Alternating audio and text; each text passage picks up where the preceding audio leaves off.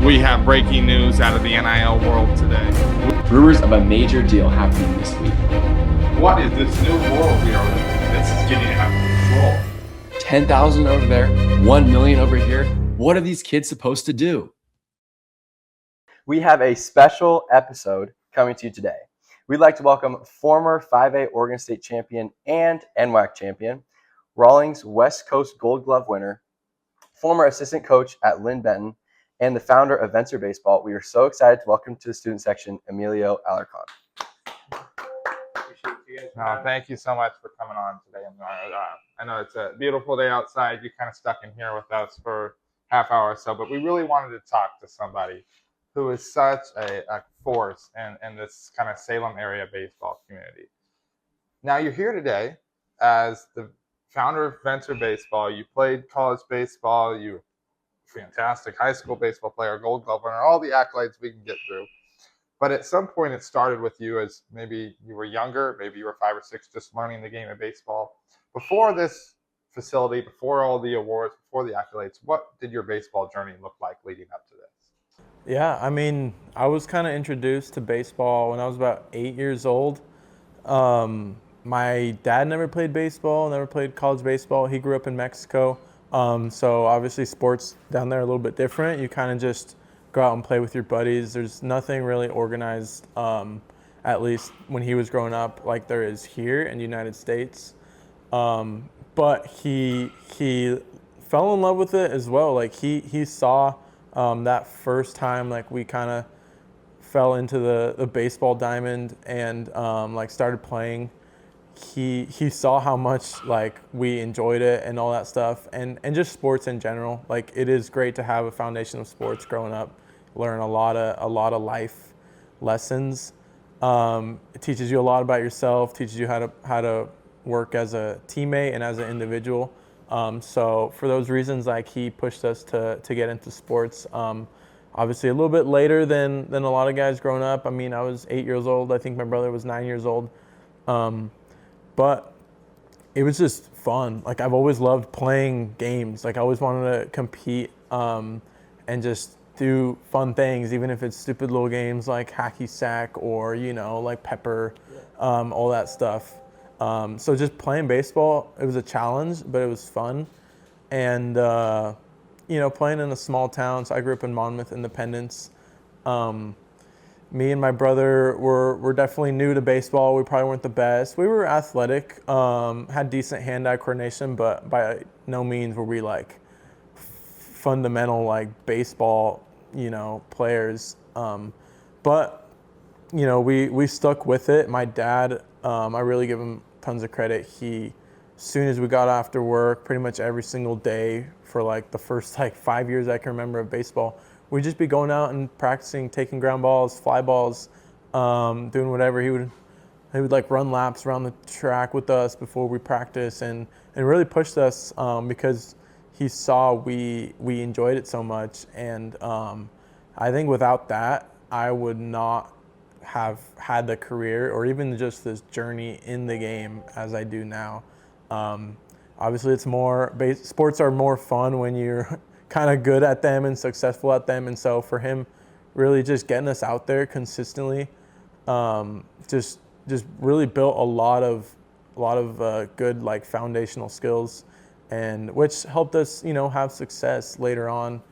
So that was really cool to have. And I mean, ever since then, we loved it. We played all the sports. Like I played football growing up, up until high school. I played basketball all through high school. So all those kind of help. And I know you guys know like just that athletic ability and the motor skills that all kind of coincide. But baseball was just kind of a little bit different. We really loved it. Was it always a favorite? I mean, growing up, it's like you're playing basketball and you want to be a pro basketball player. You're playing another sport. But I think more times than not, I just found myself wanting to go play baseball. Especially through middle school.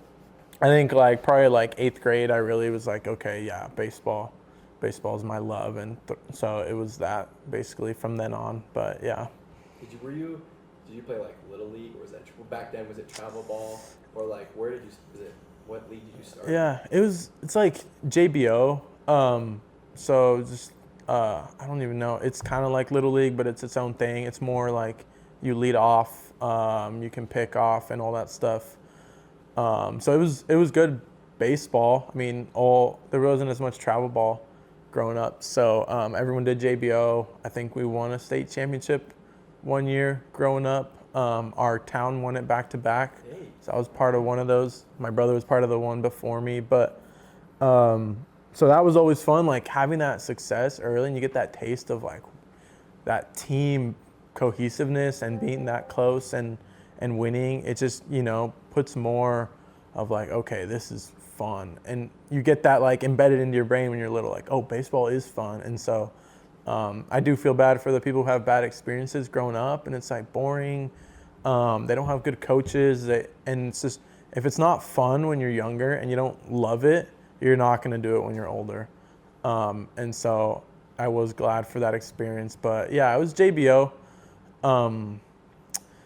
I think by the time you're in 7th grade and 8th grade, you do play on the full field. So that was cool. Like, obviously we're tiny playing on 90-foot bases, but no, it was awesome. Oh, that's really cool. It's awesome to hear kind of how your youth baseball kind of translated into kind of what happened to be your high school and then later on your college career. Let's talk about your high school career. So you finish up youth baseball. You're going to go play high school baseball. You have been a very successful high school baseball player. You won a state championship. Like, what was that like? What does like a state championship feel like? A successful baseball career in high school look like for you? We won a state. No, you won a state championship in 6th grade. But That's, other than that, you're not winner. It takes a lot to win. There's a lot of baseball teams in Oregon, even at the 5A level. You have to be a true competitor to really win and be successful like that. What was that like? Yeah, I mean, high school baseball was a blast. I got a little taste of varsity when I was a freshman, but I was definitely undersized, like small, probably not ready to compete at varsity. And then I got more opportunities once one of the senior catchers got hurt. I kind of got put back there, and I had experience catching. But yeah, that high school experience was just so fun. It was crazy because I played. So I don't know if you guys know, but I missed my junior year. I was down in Mexico at a baseball academy, which was a really awesome experience. So my freshman, sophomore, and senior years at Central, I had a different coach each year, and so it was kind of crazy. I think going through all that, it brought like our squad together because we had each other. We didn't know who was going to be the coach. We didn't know what was going on with all that stuff. But we had each other, and I think us playing together and growing up together was a big like reason for that success our senior year when we ended up winning it. I think we had 8 seniors who were like starting. 8 out of 9 guys were all seniors. We all played together growing up. But freshman year was cool. My older brother was 2 grades ahead of me, so I got to catch him. I got to play with him. Same thing sophomore year. We had a new coach, but same like core group of guys. That year we had a lot more guys my age. A lot of us sophomores were playing on varsity that year. But it was awesome. I don't know. I have a great memory of and like experience of high school baseball, and it was just kind of like gritty in a way. Like we were always out in the cold. It was always rainy. It was always just us grinding. Like we didn't have any like great, amazing facilities. Like we were on a natural field. Our barn had no insulation. It was always either freezing or really hot. But as I've gone through like sports and different teams, like that like adversity you face as a group just brings you together. And I think that's what really made my high school career so much fun, and set the foundation for like what good culture is. And I've always loved the idea of like having guys who are tough and playing for each other and playing unselfish. And I think we did a lot of that as a group, like unconsciously, not really thinking about and not really having like a coach who's always like harping on culture and making sure we're doing this. I think we just like we talked a lot of crap to each other as players, and we held each other accountable, but we had fun doing it, and it was a really amazing experience. And I think that led up to that like senior year, where we all were older, we're all a little bit bigger, a little bit stronger, and we're so close. And like I said, like winning it and getting a taste of something like that is something you're gonna remember forever. And like it still connects us now that we're older. I mean, we graduated 7 years ago, so those memories still bring us together, which is pretty cool. No, That's awesome. that is really cool. A good high school baseball experience is really fun, especially if you want to play later on, like you did in college. You touched on something there that I think is important. You talked about having a different coach every year. You also played along with Lynn Benton at other stops during your college baseball year. Do you think that having multiple coaches in high school and maybe having that central group of team kind of helped you prepare for joining new programs later on in college, playing at Vanguard and then West Oregon? Do you think maybe a new face every year in the locker room may have helped prepare you for college baseball? Yeah, I mean, college baseball in itself is a very different sport. I think in terms of like how gritty it can be at times. You can get moved around even if you're playing college summer ball. Like you can get moved to different teams. You can get like sent down to like their younger teams, or like there's just so many different teams and groups you can be a part of. And the cool thing is like each group, it's never going to be the same. You might have the same coach or you might have the same group of like core guys, but each team is unique in its own way. And I think, yeah, like having a high school experience like I did definitely prepared me for later on. Like I played at 3 different schools in college. Lynn Benton being the first one. I was there for 3 years. And same thing, really, really amazing experience that shaped me. Something that I think has helped me kind of now getting into coaching is having those different coaches.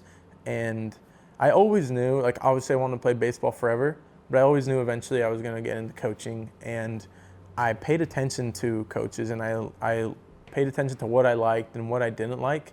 And it was great to have different coaches and see, okay, the way he's communicating with these guys, like I know my teammates, they're not even listening. They're not responding to that. It might be the right thing, but the way the coach is going about it, or the way you're trying to communicate, which goes into more like psychological things and communication stuff. But I've always been intrigued by that, and building that culture. Like each experience, I feel like has shaped a lot of kind of what I do now. So.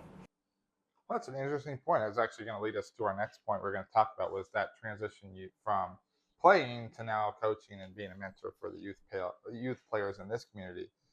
You kind of talked about it, but that experience in college and in high school of kind of being gritty, being a competitor, bringing a group of guys together, how did that kind of shape how you coach today and with Venture and your teams? Yeah, and like I said, like Lynn Benton, my first college experience was one of the best experiences I had with a coach. The coach there, I don't know if you guys know a little bit about him, but Andy Peterson, he played at Oregon State 2 years, 2013, 2012 and 2013, I believe.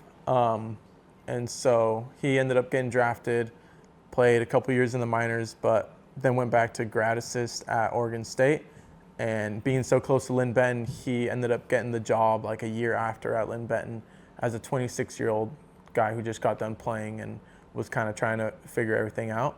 And ever since then, he's been the head coach. But something I loved about that experience was just the human factor that he creates, like the culture. There's a reason why they're so successful every year and why guys just want to go to a program like that. And me and Ruben, one of my best friends, like we were talking about how like if you build culture and you focus around you focus an organization around that, people will come. Like people want to be a part of something great. And I think Lynn Benton is just the perfect example of what that looks like. And so I was actually, me and Ruben, we were the first 2 recruits of Andy Peterson, because he got the job right before And so we were seniors that year, and he kind of heard about us, went and talked to us. And then so we ended up going there.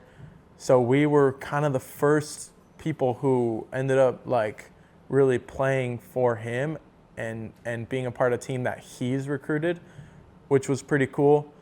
So he almost used us as like this is the way things are done. Like you guys need to lead the way and just kind of like pave a type of culture that is supposed to be built there.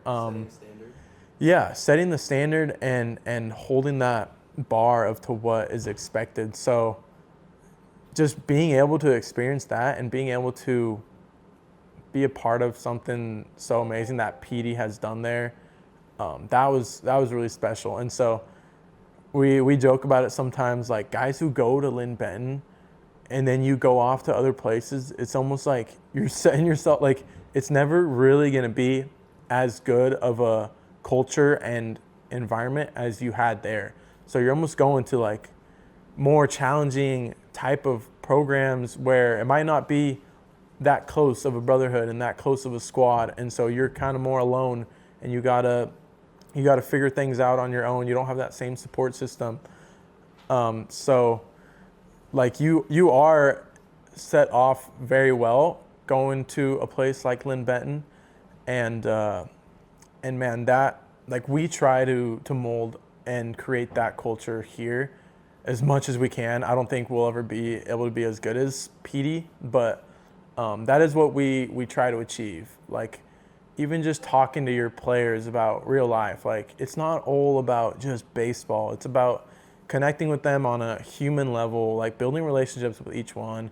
If they have a horrible game, like you're still going to be friends with them. You're still going to talk to them, and you're not going to hold what they do on the field performance-wise against them. And I know like people like expect that. Like they have a bad game, and they kind of come up to you like, "Hey, coach," like they're a little bit shy because they think you might be mad at them. And it's like that has nothing to do with me being nice to you and just saying hi and asking how you are, which is what we learned at Lynn Benton. And it's just so much different because going to other places, like you do experience a little bit of that. You do feel like your performance dictates like how you're treated or what people expect of you, and it's not always a good feeling because then that ends up putting more pressure on the field to perform, and it's just not a very good cycle to be in thought process wise.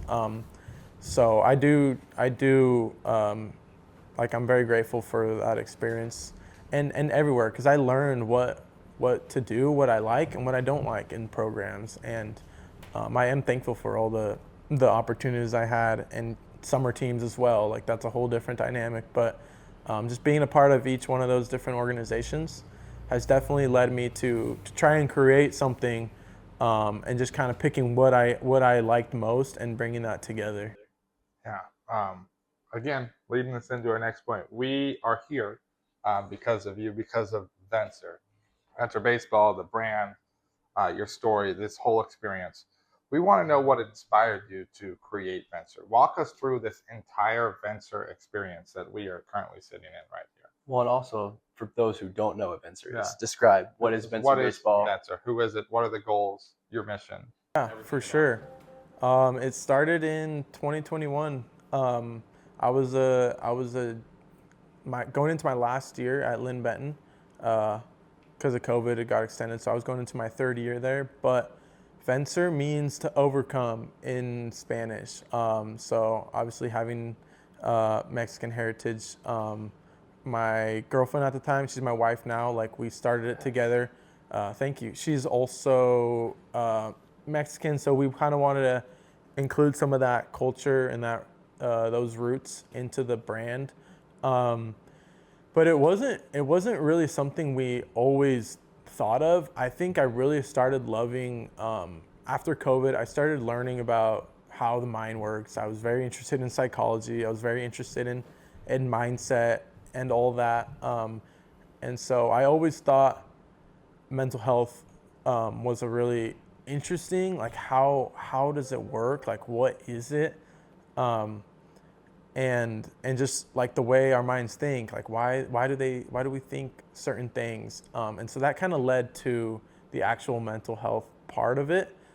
And then being an athlete, obviously that was a huge part. I kind of wanted to give some type of not really give anything back, but create something that athletes are able to see and grow and just improve their overall mindset and mental health.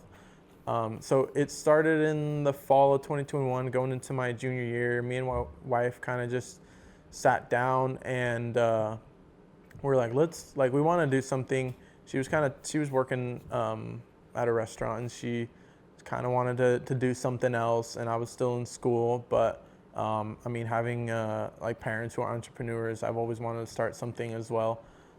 And yeah, it just kind of worked out. Like honestly, like one night I was just laying there and I was like mental health for athletes. Like there's nothing like that, and we should do something like that. And we're thinking like t-shirts at first or something, but bracelets just made sense. So we started only with bracelets because of how easy, especially baseball players. I mean, we wear stuff like that all the time. Yeah, so the bracelets were something that just kind of clicked. I kind of did it without telling anybody. Me and my wife, like we did it. We had our designs, and I started wearing them, and we didn't know like how we were gonna sell them or what. And I just started wearing them and took them to practice and told a couple guys. I was like, dude, what do you think of this? It says like power of mind. Yeah. And he's like, that is so sick. Like, where can I get one? Like, I want one of those. And we read a baseball book every year at Lynn Benton. It's written by Ken Revizza, one of the legendary like sports psychologists. And so we really started learning a lot about how the mind works, how your thoughts work, how to like have routines and reset, and speak to yourself as a baseball player. So everyone was kind of into that, like, wow, like this is just a completely different way of thinking. And everyone like was bought into that, and they all started buying them. Like everyone at least bought like 2 or 3. I was selling them like half off to them, just to get them out there. And that kind of just gave me like, okay, like this, maybe we could do something. So we made the Instagram and started posting it. And I don't know if you guys know Eric Sim. I sent him some. He's big now, but back then I sent him some, and he shouted us out on Mental Health Day, which was like in October 10th, I believe. And then we were just posting on Instagram and TikTok and stuff, and it started gaining traction. And basically in 2022, from then on, like it was like, okay, we need to continue to come out with new designs, new bracelets, keep inventory, and it turned into more of an actual business ever since then. So definitely a great experience to have, like learning a lot of like growth and failures. Like it's not easy, but it's just the whole mission and the reason why we started it is what keeps you going through everything. And ended up taking it. We moved down to California when I was at Vanguard. We were doing that. My wife, she like helped me with everything, and she moved down there, and we were just doing that. And I was going to school playing baseball, and then we moved back up in 24. Same thing. We were back home though, but it was just cool. And so it's kind of led us to want to do more things. That the brand, the Venture brand, gave us the platform and the resources to be able to start baseball teams and kind of really make an impact in the community, which is the reason why we wanted to do that. Because selling bracelets and stuff online is great, but I had the urge to I want to connect with the athletes and be there with them, like coaches have been for me in the past, and going through those challenging times. And so that was a big reason why we started the baseball teams. And obviously we love baseball. I just got done playing, and it was something we wanted to do. And through the brand and through everything, that's just kind of how it got started. So luckily I've had a good support system as well. Like my brother, he's 2 years older than me, but has been bought in ever since. Even if we're not making much, getting something started is not easy, but he's put so much time in. Same thing with Ruben. Like they've they have done so much work to really build something, which has been amazing. I mean, without them, nothing would be where it is now. So That's So really you're cool. telling me this all came from bracelets? yeah, That's pretty much. incredible. And you started, you said, when you're at Vanguard or before, wait, at Lynn Benton? At Lynn Benton. While you're playing Yeah, baseball. while I was playing baseball. So 3 years of playing baseball and going to school. I mean, that was honestly without my wife. Like she was my girlfriend, but without her support and just like being there and doing that with me, same thing. Like just having good people around you makes all the world a difference. That's really cool. And that's what you guys are doing, right? Like you're trying to be those good people. That's why it's really, really cool to have. That's awesome. And well, I see your shirt asks for help. Would you say like Venture mental is like a mental health first type of baseball? Like, because I've never heard of something necessarily like this like before, like where you talk so much about mental health, which is especially now in our society, like really a topic that's talked about a lot. Yeah, no, it is, and honestly, the more I'm around it, and the more I'm around these young guys, they need it more than anything, like just social media or just their habits or the things that are put out there.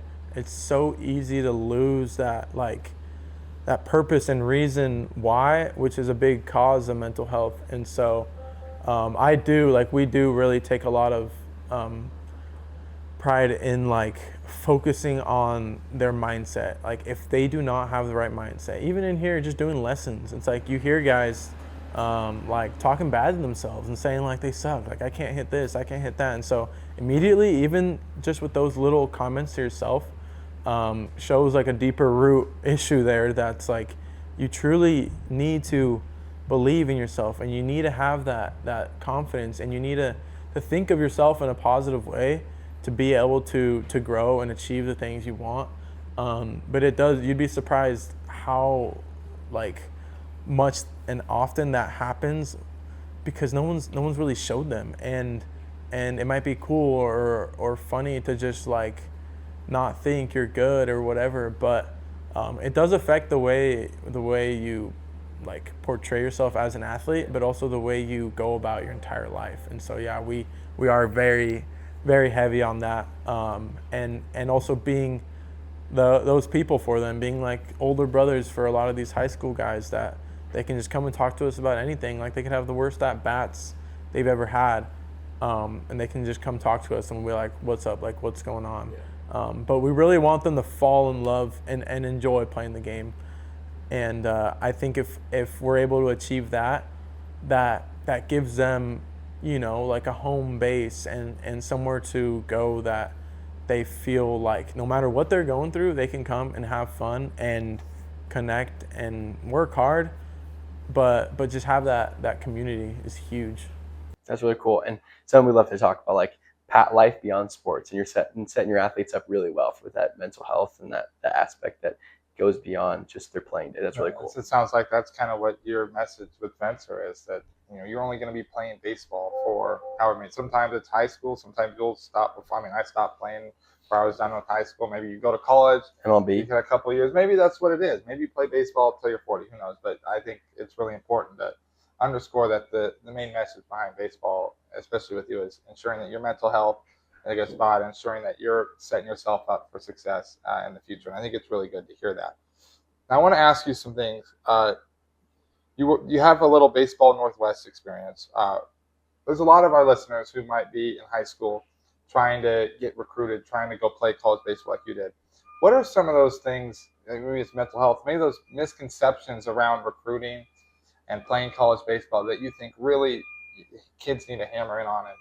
They might think one thing and you're like, oh, actually, this is what the recruiting process looks like. This is what you should expect. What are some of those misconceptions that maybe young recruits might miss out on? Yeah, 100%. That's a big one, and that's also reason why we're kind of in the travel ball space per se, because so many of these club teams and organizations want to be quick to like sell you this and that and tell you this is what you're going to get or this is how you're going to go to college, and it's just completely not true.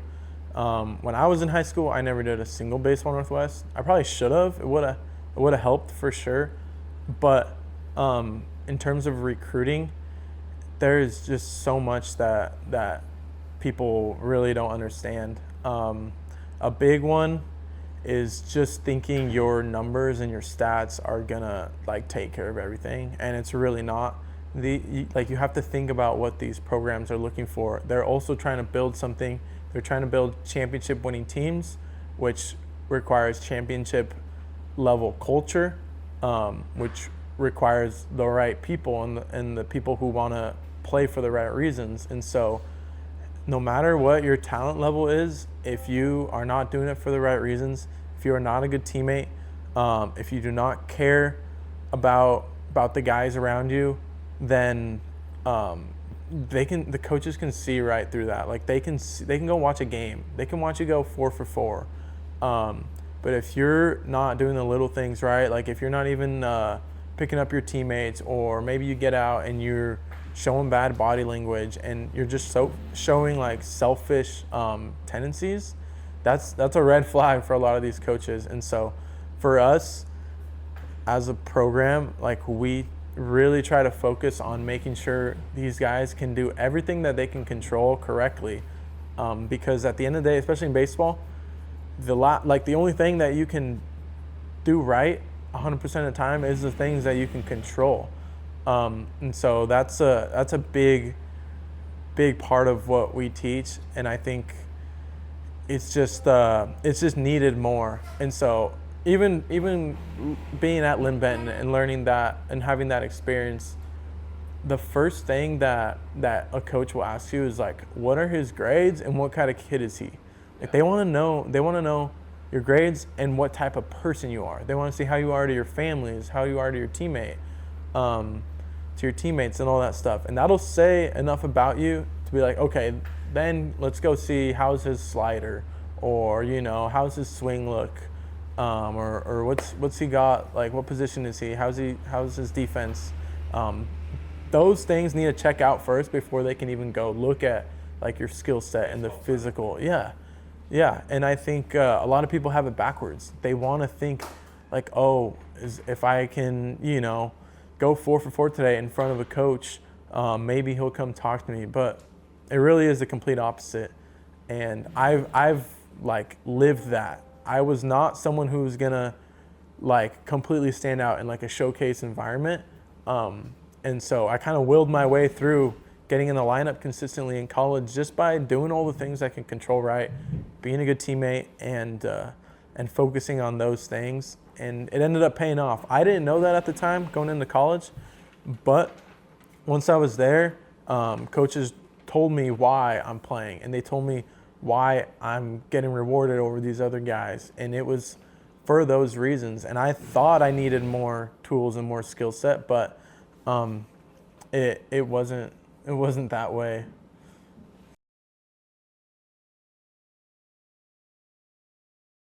I think, yeah, the misconceptions around recruiting, I think now more than ever with social media, with all these new showcases, with all these flashy numbers, kids might get it twisted, get it backwards. As you said, I want to focus on the mental health part of recruiting. How important is good mental health for these young recruits looking to play college baseball? Yeah, I mean, mental health is tricky because you never know. Really, like it's hard to know exactly where you stand mentally. And I think in terms of good mental health, I think you need to have a good foundation and a good purpose. Because like through anything, and I'm sure you guys are going to experience this, and I'm sure you guys already have, but the more you live life, the more failures and the more adversity you're going to have to face.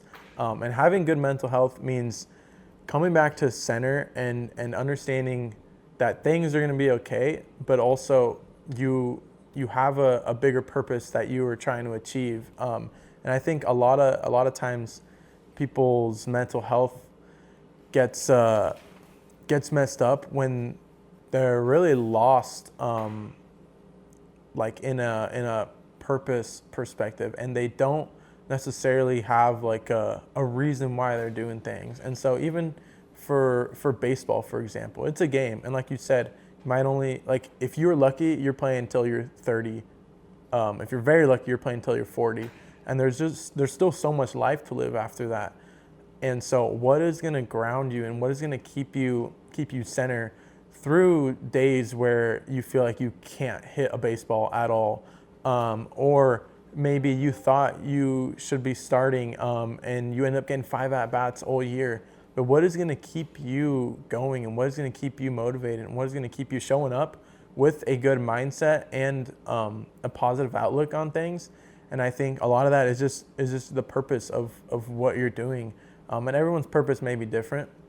Everyone's passions are different. But as long as you have a reason for showing up and waking up every single day that's strong enough, it'll keep you going through the hard times. And as you get into college, it only gets tougher. Like, it's way harder than high school. College baseball is not easy, and it's going to challenge you in every aspect. So having good mental health is extremely important, but it's not easy. And it's okay to have like mental health, like to have bad times in mental health. Like, it's gonna happen. There are gonna be times where you're struggling, but to be able to get out of that as quick as possible and to be able to get back to you is super important. And I know, like, just doing that growth for yourself is really important too. A lot of these younger guys don't really have that. They don't really have something that they're consistently working on and challenging themselves and pushing themselves mentally, which is gonna create a lot better foundation for when they get to college.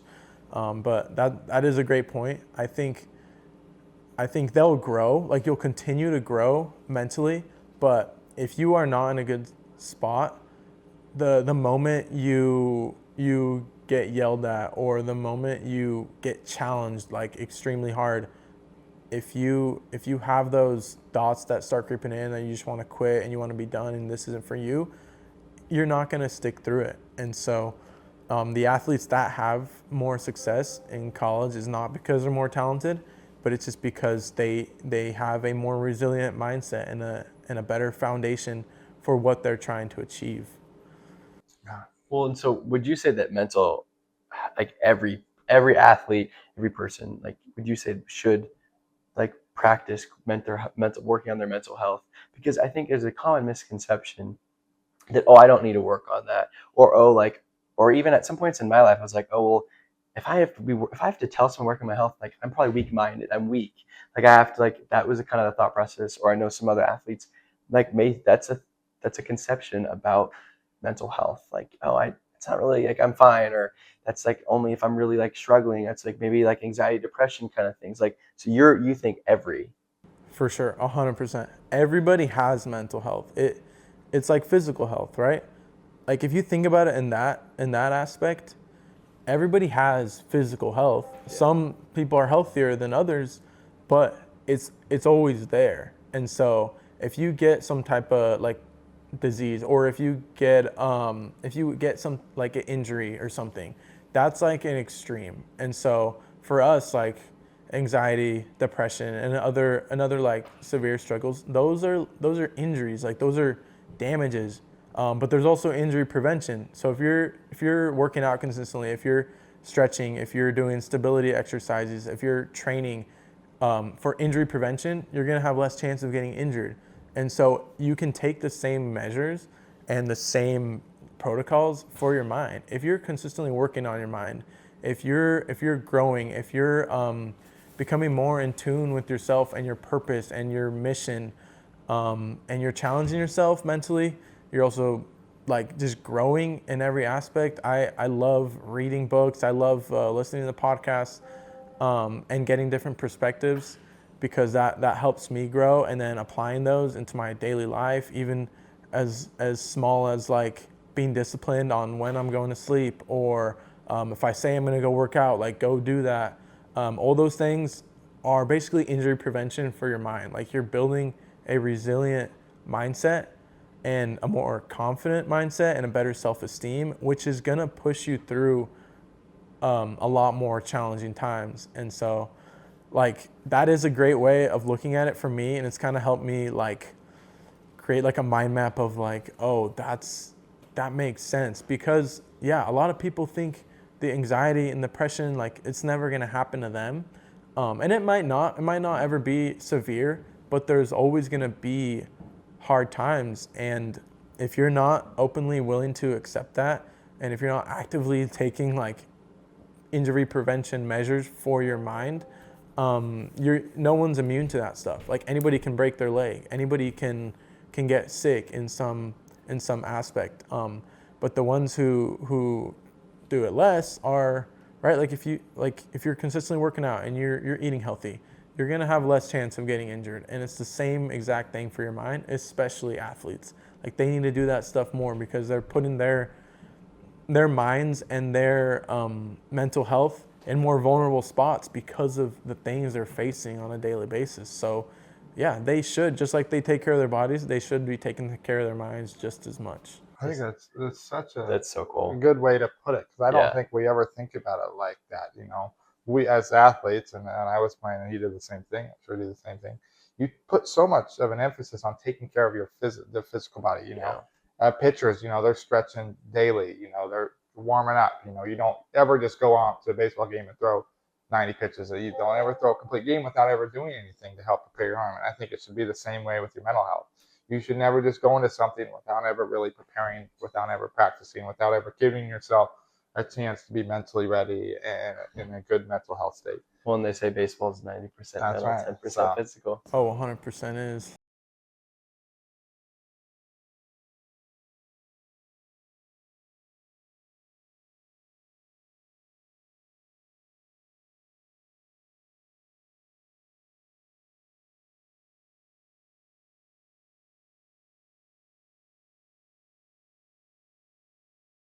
Yeah, I would tell myself, like it's okay to fail. Baseball isn't everything. Becoming like a husband now and having a wife and finding someone I want to live the rest of my life with has really showed me a different perspective, because I did always think it was going to be baseball. Growing in my faith, like going to church and becoming more spiritual in that sense, has showed me there is a lot more to life than just the game itself. And I would almost take pressure off myself to like force it. I was someone who did struggle mentally because I did work very hard in baseball terms.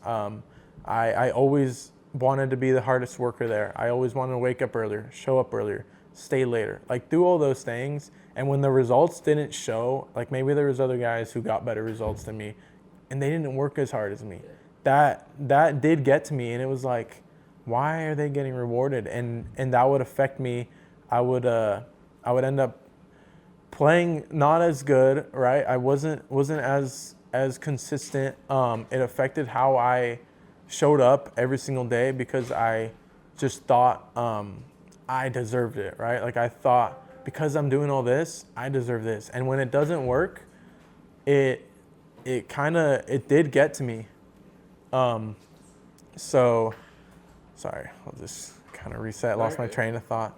But yeah, like that is something that it's like, especially my third year at Lynn Benton. We started the business. I started learning more about my mind and growing in different terms. And I was like, I'm just gonna have fun this year. And it was my best year ever because I wasn't forcing the results, and I wasn't like, because I'm working so hard, I should be playing the best. And life doesn't work like that. And so that's honestly probably the thing I would tell my younger self, and I try to tell a lot of these younger guys, is like, you may think you're the hardest worker, and because you're doing everything, like you're not guaranteed anything. Like God has a plan for you and something that's your path. And the more you try to force it and work against his plan, it can end up causing a lot of conflict mentally. And so that is something that I like. Yeah, I always thought I was gonna be a baseball player, but look at what I'm doing now and look at the impact I'm making. That is God showing like there was a different purpose. And so for me, like the moment I just stepped back and was like, I'm just gonna let like take care, do everything I can. I still have my desires, I still have my goals and my visions, but I'm not gonna force it. And I think it's a lot better way of living because you get to let God lead the way, and it's not all about us, right? Like there's things out there that are just meant to be. And so that's probably the best advice I would give my younger son. That's really good. I think I don't think you could have said it in a better way. I think That's great. It's anybody would be lucky to listen to that.